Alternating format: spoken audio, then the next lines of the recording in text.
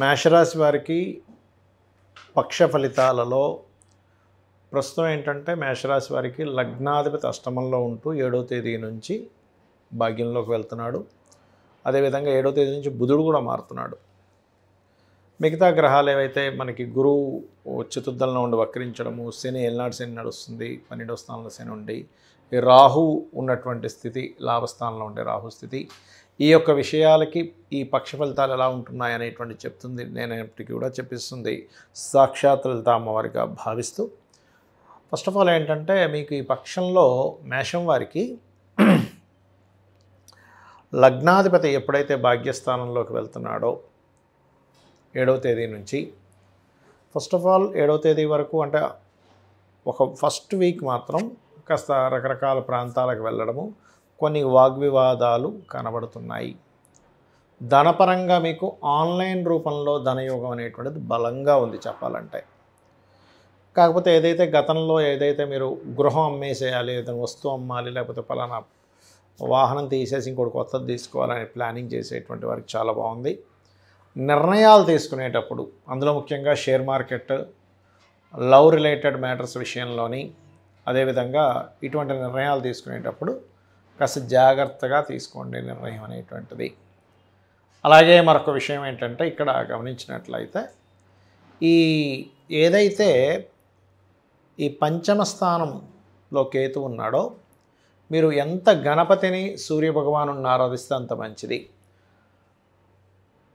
మొదటి వారంలో మీరు బంధువర్గం, మేనమామ, బావమరిది, ఈ రిలేషన్స్లో బావ వరుస వాళ్ళు రిలేషన్స్లో ఉండే వాళ్ళతో వివాహ సంబంధం అనేటువంటిది కుదురుతుంది, గుర్తుపెట్టుకోండి. అలాగే కాస్త యాన్సిస్టర్స్ ప్రాపర్టీస్ విషయంలో మొదటి వారం కొద్దిగా చిన్న గొడవలు, ఘర్షణ యోగాలు చూపిస్తున్నాయి. అదేవిధంగా ఏలినాటి శని ప్రభావం ఉంది కదా అని భయపడకండి. కాస్త ఇన్వెస్ట్మెంట్స్ చేసేటప్పుడు చూసి ఇన్వెస్ట్మెంట్ చేయండి. అంటే తొందరపాటులో ఏదో ఇన్వెస్ట్మెంట్ చేయడం కాకుండా long term okay, but short term investments విషయానికి మాత్రం ఏలినాటి శని, 12లో ఉండేటువంటి శని, లాభంలో ఉండేటువంటి రాహు చాలా మంచివాడు, అందులో ఎటువంటి డౌట్ లేదు. కాకపోతే ఆలోచనాకారకుడు కేతు పంచమ స్థానంలో ఉన్నందుకు మనం తొందరపడి కొన్ని నిర్ణయాలు తీసుకుంటాం. ఈ విషయంలో జాగ్రత్తగా ఉంటూ లాంగ్ టర్మ్ ఇన్వెస్ట్మెంట్స్ ఓకే, కానీ షార్ట్ టర్మ్ ఇన్వెస్ట్మెంట్ జోలికి వెళ్లకుండా, మీరు ఎటువంటి ఇన్వెస్ట్మెంట్ చేయాలన్నా మీకు దగ్గరలో ఆంజనేయ స్వామి కానీ గణపతి ఆలయం, ఈ 2 ఆలయాలకి వెళ్ళి అక్కడ దీపారాధన చేసి అక్కడ కాసేపు కూర్చొని దాని తర్వాత నిర్ణయం తీసుకోండి, ఖచ్చితంగా బాగుంటుంది. మరియు అదేవిధంగా మీరు ఇప్పుడు రెగ్యులర్గా చేయవలసింది గణపతి ఆరాధన ఎక్కువగా చేస్తూ ఉండాలి, మరియు సూర్య నమస్కారాలు ఎక్కువగా చేస్తూ ఉండండి. అన్ని విధాల మీకు బాగుంటుంది. కొత్త అవకాశాలు, కొత్త ఉద్యోగ అవకాశాలు మాత్రం మీరు ఉన్న ప్రదేశం కాకుండా వేరే ప్రదేశానికి వెళ్ళి ట్రై చేసుకోండి, ఖచ్చితంగా మీకు బాగుంటుంది. జాతక చక్రంలో చాలామంది అనవసరమైనటువంటి భయభ్రాంతులు ఏ విషయంలో పెట్టుకుంటున్నారు, వాటిని చాలా సింపుల్ టెక్నిక్స్ ఎలా తగ్గించుకోవచ్చు చెప్తాను. ఫస్ట్ ఆఫ్ ఆల్ మిత్స్ అంటారు, అంటే అపోహలు. ఏమిటంటే అపోహలు, ఒకటి ఏలినాటి శని నడుస్తుంది, అర్ధాష్టమ శని నడుస్తుంది, అష్టమ శని నడుస్తుంది, దానివల్ల నా జీవితం మొత్తం ఒక రకమైన టర్న్ అయిపోయింది అంటారు. కానీ ఒకటే గుర్తుపెట్టుకోండి, శని ఈజ్ కర్మకారక ప్లానెట్. ఆయన కర్మాన్ని అందిస్తూ ఉన్నాడు. ఈ విషయంలో నేను చాలాసార్లు ఉదాహరణ చెప్పాను. ఏమండి, స్వర్గీయ ఎన్టీ రామారావు గారు ఏలినాటి శనిలోనే సీఎం అయ్యారు, జగన్ గారు అష్టమ శనిలోనే, అండ్ అట్లాగే మనకి చంద్రబాబు నాయుడు గారు కావచ్చు, పిఎం మోడీ గారు కావచ్చు, వీళ్ళందరూ అనేకమైన ప్రెసిడెంట్లు కూడా అయ్యారు. కాబట్టి శని అనగానే వెంటనే మీరు శ్రమనిస్తాడు, స్ట్రెస్ ఇస్తాడు, అంతేగాని మొత్తం జీవితాన్ని ఎందుకు పనికి రాకుండా చేయడం అనే విషయం చెప్తున్నాను. ఎందుకంటే ఈ మాట చెప్తున్నాను, చాలామంది శని నడుస్తున్నప్పుడు వివాహం చేసుకోవడానికి భయపడుతున్నారు. యాక్చువల్లీ ఇచ్చేదే అప్పుడు. ఎందుకంటే మీకు ఒక బాధ్యత, ఒక కర్మలోకి ఎంటర్ అవ్వాలి, ఒక కొత్త కర్మలోకి ఎంటర్ అవ్వాలి, వివాహం అనే కర్మలోకి ఎంటర్ అవ్వాలి. ఉద్యోగాలు కూడా అప్పుడే ఇస్తాడు, ఎందుకంటే ఉద్యోగం అనే కర్మలోకి ఎంటర్ అవ్వాలి. సంతానం కానివ్వండి, ఎందుకంటే సంతానం పొందేటువంటి స్త్రీమూర్తి, అదేవిధంగా పురుషుడు కానీ అక్కడి నుంచి కొత్త బాధ్యతలు వస్తాయి. కాబట్టి దయచేసి ఏలినాటి శని ఉంది కదా అనే భయం కాకుండా ఓం అనాకలిత సాదృశ్య చుబుక శ్రీ విరాజితాయ నమః చేసుకోండి. అలా కాకుండా ఒక్కొక్కరికి ఒక్కో రకమైనటువంటి ఇబ్బందులు పడుతూ ఉంటారు. ఎలాగా ఉద్యోగం రావట్లేదు, అప్పుడు మీరు ఏం చేస్తారంటే మీ దశమ స్థానం ఎలా ఉందో చూడండి. మీ 10th లార్డ్ అంటారు, 10th లార్డ్ బాగున్నాడు, మంచి కెరీర్ ఉంటుంది. అలా కాకుండా 2nd లార్డ్ పాడయ్యాడు, 10th లాట్ బాగున్నాడు, అప్పుడు ఏమవుతుంది, కెరీర్ బాగుంటుంది కానీ అందులో వచ్చే ఇన్కమ్ సరిగ్గా శాలరీస్ ఇవ్వరు, ఉద్యోగం ఉందండి కానీ శాలరీ రావట్లేదంటే అప్పుడు సెకండ్ లార్డ్కి సంబంధించిన రెమెడీ చేసుకోవాలి. అంటే ఏమిటి, లలితా సహస్రనామాల్లో ఓం సంపత్కరీ సమారూఢ సింధుర వ్రజ సేవితాయే నమః అని చేసుకోండి. లేదండి జాబే రావట్లేదు అని అనుకున్నప్పుడు ఓం మాణిక్య మకుటాకార జానుద్వయ విరాజితాయ నమః.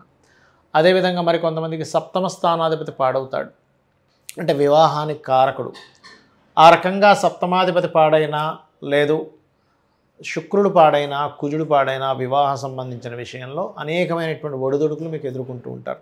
అలాంటప్పుడు మీరు సింపుల్గా ఏం లేదు, మీ సప్తమాధిపతి ఎవరో తెలుసుకోండి, అది ఏదైనా పాపకర్తెల్లోనో పాపగ్రహాలతోనూ కూడి ఉంటుంది, దానికి సంబంధించిన దానం ఇచ్చుకుంటూ చక్కగా మీరు ఓం శివ కామేశబద్ధ మాంగళ్య సూత్ర శోభిత కందరాయే నమః అని చేసుకోండి.